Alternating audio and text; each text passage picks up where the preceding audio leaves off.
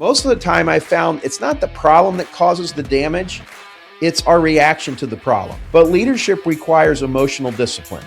And if you escalate things emotionally, you're going to lose credibility with your client, you're going to create fear in your team, and you're going to make bad decisions. Well, good morning, good afternoon, good evening, wherever the case may be. This is Marty Grunder from Grunder Landscaping Company and the Grow Group. Thanks for downloading the Grow Show. Today, we're going to talk about how to keep your cool even in a crisis. It's spring, folks, so there's a lot of that going on right now. But first, a reminder, you can get the latest edition of the Grow Show delivered to wherever you get your podcasts or watch us on YouTube for an enhanced learning experience. The Grow Show is the greatest thing since the smell of fresh cut grass and mulch. I think a lot of people like the smell of fresh cut grass, but fewer like the smell of mulch. I love both. You probably do too. I've always loved it. They smell like money to me, folks, to be honest, and they always make me reminisce a lot. They take me back to a little boy and all the smells of spring outside my open window at my childhood home, and they take me back to the 80s, 42 years ago, when I started my business. My landscaping company is, outside of my wife and kids, my identity, and all those smells signify the start of another year. It's going to be a great year, folks. I know it is. And I surely know that that attitude of believing it's going to be a good year, that's essential to winning. And that brings me to the topic of the week, dealing with crisis. I know a crisis is going to happen, folks. You know something's going to happen. It's bound to happen with the pressure of all the work and stress as we ramp up to do all this work. Something's going to blow. Spring in landscaping can feel like one long emergency run. An irrigation line gets cut, a crew shows up at the wrong property, a client calls angry before you've even had your first cup of coffee. And by the way, I don't drink coffee. Marty on coffee would be frightening. 3 of your 4 new hires don't show up for work the first day of work. Anybody relate? Raise your hand. As the owner, ladies and gentlemen, it feels like you're just putting out fires all day long. So I think the question is this: how do you keep your cool when everything feels urgent? How do you handle an angry client without escalating it? How do you correct a crew mistake without blowing up morale? How do you stay strong for your team at work and at home? All right. As smart leaders know both are critical to your success. Today, I thought I would give you a practical framework you can use immediately so problems don't derail your day, your team, or your business. All right. Why we lose our cool. Let's start there. Most of the time, I found it's not the problem that causes the damage, it's our reaction to the problem. All right. The spring pressure is real, folks. There's tight schedules, thin margins, weather delays, labor shortages. This isn't the case, but it does often feel like everything's against us. And then when something goes wrong, it does feel personal. I get it. These businesses are our babies, folks. They really are. They're our babies. But leadership requires emotional discipline. And if you escalate things emotionally, you're going to lose credibility with your client. You're going to create fear in your team, and you're going to make bad decisions. Okay. The crisis, I don't think, is the real issue. It's the loss of control. And that's what fear is. It's a loss of control. So here's a framework that I have used to deal with this. And it's a 5-step crisis framework that I use. Step 1, pause before you lead. When something blows up, don't respond instantly. All right. 1001, 1002, 1003, 1004. Okay, well, hold on. Let's see what happens here. Slow down your breathing, lower your voice, and say to yourself, what actually happened here? Is this as bad? You know, I think, like Dr. Maxwell says, things are never as good as we think they are, nor are they as bad. They're somewhere in between. So I think what you need to say to yourself is this: let's slow down and let's get the facts. That alone changes the temperature of the room, okay? Step 2, you got to separate the emotions from the facts. When a client says, hey, this is Rudy, and you just totally destroyed my yard, that's emotion. They came home, maybe they had a bad day at work, and they say you destroyed their yard. Your job's to get the facts.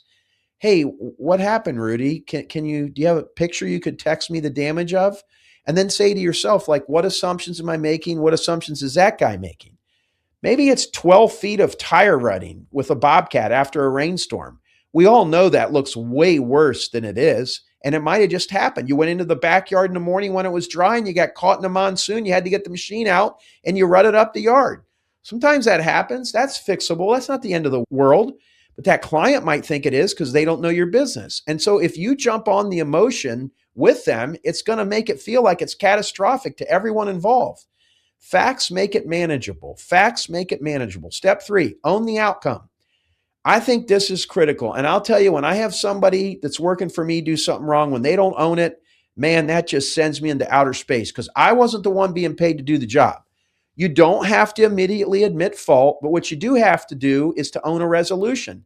And I think one of the most powerful things you can say to a frustrated client is this: we'll take care of it. Or here's what I love to say: don't worry, Sam. I am never going to let this get in the way of our relationship. I'm going to make it right. I know it's upsetting to you.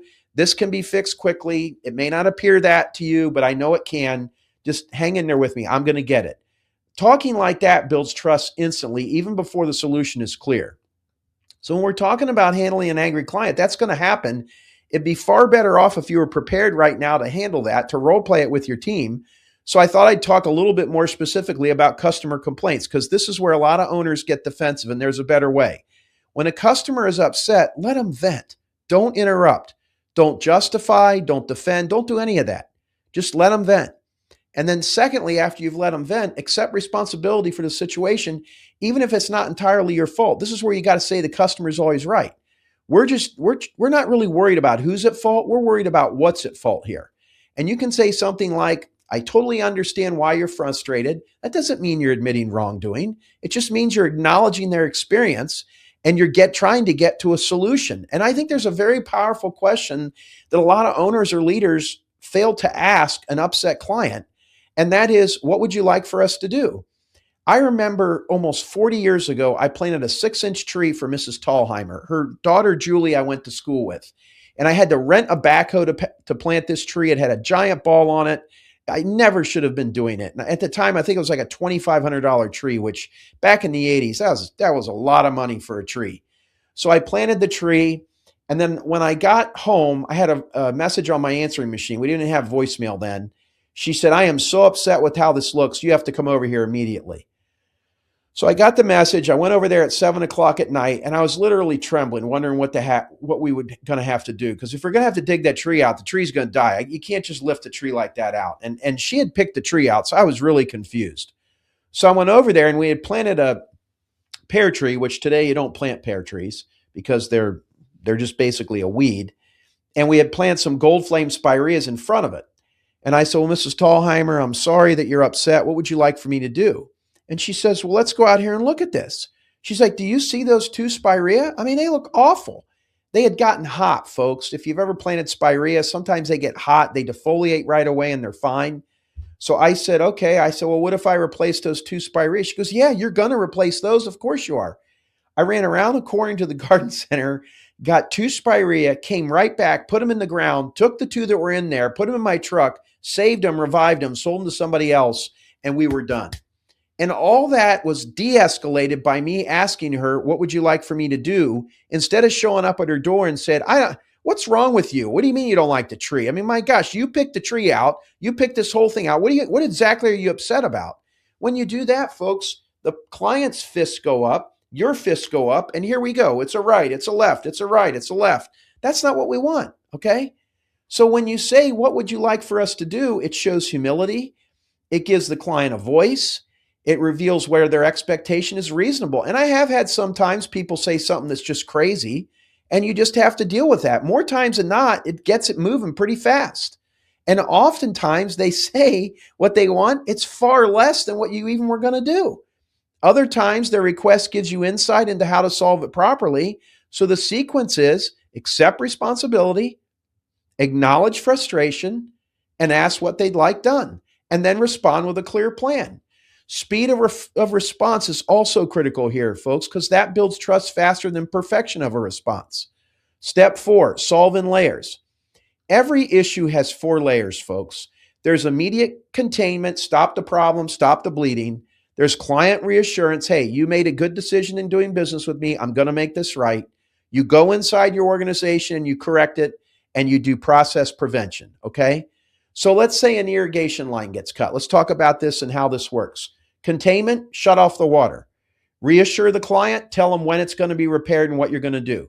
Correct it internally. Hey guys, how did we hit the line? Why wasn't that marked? We were supposed to mark all. I know we were in a hurry. No, we don't. That's why we mark it. Now we're going to have $500 in a repair, guys. I know you didn't mean to do this, but we just can't do this. And then prevent, adjust your locate procedure going forward. Make sure it's done. If you skip the prevention step, folks, you guarantee repeat fires. That's not what we're trying to do. So when a crew makes a mistake, I think it's time to talk about that here and the internal issues. When a crew messes up, owners tend to do one of two things. They either explode, which that doesn't help, or they ignore it, or they fix it silently and they don't say a thing. Both are leadership mistakes, folks. Here's the rule. Correct the behavior, protect the dignity. Chastise in private, praise in public. Pull whoever made the mistake aside and privately and ask them what happened, and then say what should have happened, and then say, what are we going to do differently the next time? And talk about it calmly. Oftentimes we do this, and we even get to the point where we can get that person to talk in front of the whole team about what they did and what they learned from it and what they're going to do the next time. Because, folks, if you think your team's not going to make mistakes, you're wrong. And oftentimes the people that made the mistake, you're paying them to learn how not to do that ever again. And you're also paying them to be a really good teacher. And I think an emotional reaction builds fear. That's how people hide stuff. That's how you find out your truck's smashed up and the guy named Nobody did it, okay? Fear reduces performance. People are on eggshells. So we got to move these companies that we're a part of out of preventing constant firefighting. If you feel like you're always in crisis mode, folks, that's usually a systems issue. Ask yourself, do we have SOPs? Are the expectations documented? Are we learning from our mistakes? Do the crews know the standard? Are the job packets? Are the work tickets in Aspire or LMN? Are they clear? Is there notes? Are there pictures? Do we have a morning huddle? Is someone accountable for quality control? Are we posting pictures of work done well? Growth exposes weak systems. Go back to that episode I did, I believe it was the end of March or 1st of March, talking about how we react and how we lead makes a difference. The growth that you're a part of, that exposes weak systems. We had a lot of growing pains in 2025, folks. And I said this in an episode a couple ago. Spring doesn't create the problems, it reveals them. Strong systems reduce emotional leadership moments. People know how to handle things. So the reality here is, in an ownership mindset, landscaping is a problem-solving business in many ways. And you're never going to eliminate problems. You can fight and strive for perfection, but you're never going to get there. Your competitive advantage, ladies and gentlemen, is how you respond to them. And I think calm leadership builds client loyalty, crew trust, brand strength. The goal is not fewer fires. The goal is to be better at fire control, to be in the fire prevention department, not the firefighting department. So as I close this out, I want to issue a challenge. Think about the last crisis you had. Did you handle it right, or did you mishandle it? There's probably one you can think of that you mishandled. What would you have changed if you paused, took a deep breath, did some of the things we just talked about in the last 15 minutes? What if you acknowledged frustration? What if you asked, what would you like for us to do, instead of just getting in an argument? This week, ladies and gentlemen, why don't you install one prevention system, just one? Because at the end of the day, leadership isn't about reacting better. It's about building a business that doesn't need constant reacting. All right? That's going to do it for this week's edition of The Grow Show, folks. If you haven't done so already, subscribe to The Grow Show. And if you can, give it a rating or leave a comment. That helps more success-minded landscape professionals find us. And if you really want to help us, aside from going on and giving us a great review, take out your phone right now. Maybe you text this episode to your leadership team or another landscape pro you know. That really helps us. Thanks for joining us on The Grow Show this week. We'll talk to you next week. Thanks for listening to this episode of The Grow Show, and thank you to Bob Yard for their support of this episode. Visit growgroupinc.com for more resources to help your landscaping company succeed. We'll talk to you next week.